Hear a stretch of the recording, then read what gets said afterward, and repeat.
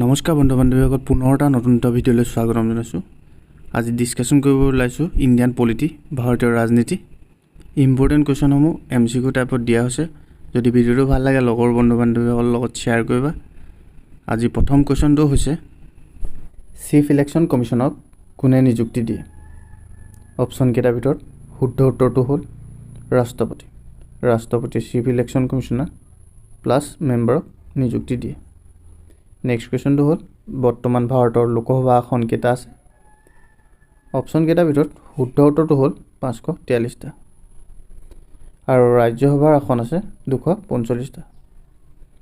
Next কুৱেশ্যনটো হ'ল হাইকোৰ্টৰ জাজক কোনে শপত গ্ৰহণ কৰায়? অপশ্যন কেইটাৰ ভিতৰত শুদ্ধ উত্তৰটো হ'ল ৰাজ্যপাল। ৰাজ্যপালে হাইকোৰ্টৰ জাজক শপত গ্ৰহণ কৰায়। নেক্সট কুৱেশ্যনটো ভাৰতৰ প্ৰথম মহিলা হাইকোৰ্টৰ জাজ কোন আছিল? অপশ্যন কেইটাৰ ভিতৰত শুদ্ধ উত্তৰটো হ'ল লীলা ছেঠ।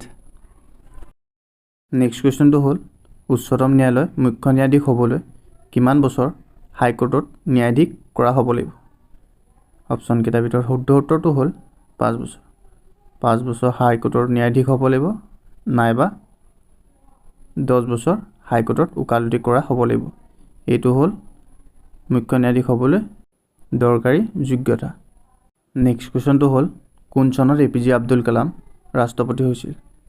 অপশ্যন কেইটাৰ ভিতৰত শুদ্ধ উত্তৰটো হ'ল 2002 চন। 2 চনৰ পৰা 2007 চনলৈ ৰাষ্ট্ৰপতি আছিল।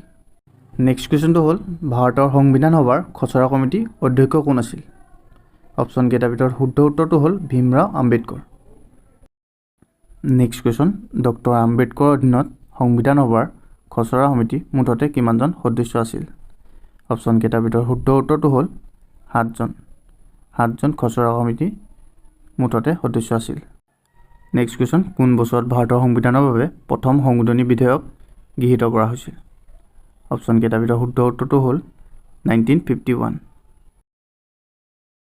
নেক্সট কুৱেশ্যনটো হ'ল ভাৰতৰ সংবিধানৰ দ্বাৰা কিমানটা ভাষা স্বীকৃতি দিয়া হৈছে? অপশ্যন কেইটাৰ ভিতৰত শুদ্ধ উত্তৰটো হ'ল 22টা ভাষা ভাৰতীয় সংবিধানৰ দ্বাৰা স্বীকৃতি দিয়া হৈছে। নেক্সট কুৱেশ্যন ভাৰতৰ সংবিধানখন কেতিয়া গৃহীত কৰা হৈছিল? অপশ্যন কেইটাৰ ভিতৰত শুদ্ধ উত্তৰটো হ'ল 1949 চনৰ 26 নৱেম্বৰ তাৰিখে ভাৰতৰ সংবিধানখন গৃহীত কৰা হৈছিল। নেক্সট কুৱেশ্যন ভাৰতৰ সংবিধানখন কেতিয়া কাৰ্যকৰী কৰা হৈছিল? অপশ্যন কেইটাৰ ভিতৰত শুদ্ধ উত্তৰটো হ'ল 1950 চনৰ 26 জানুৱাৰী তাৰিখে ভাৰতৰ সংবিধানখন কাৰ্যকৰী কৰা হৈছিল। নেক্সট কুৱেশ্যন সংবিধান সভাৰ সাংবিধানিক উপদেষ্টা কোন আছিল? অপশ্যন কেইটাৰ ভিতৰত শুদ্ধ উত্তৰটো হ'ল BN ৰাও। BN ৰাও আছিল সংবিধান সভাৰ সাংবিধানিক উপদেষ্টা। নেক্সট কুৱেশ্যন ৰাষ্ট্ৰপতি হ'বলৈ ন্যূনতম কিমান বয়স হ'ব লাগিব? অপশ্যন কেইটাৰ ভিতৰত শুদ্ধ উত্তৰটো হ'ল 35 বছৰ বয়স হ'ব লাগিব।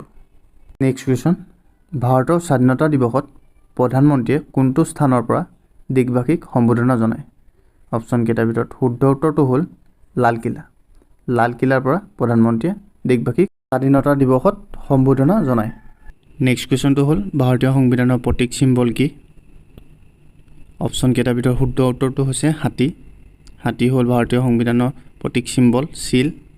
আশা কৰোঁ ভিডিঅ'টো চাই ভাল পালা। যদি এনেকুৱা নতুন নতুন ভিডিঅ' পাই থাকিবলৈ চেনেলটো ছাবস্ক্ৰাইব কৰি ল'বা।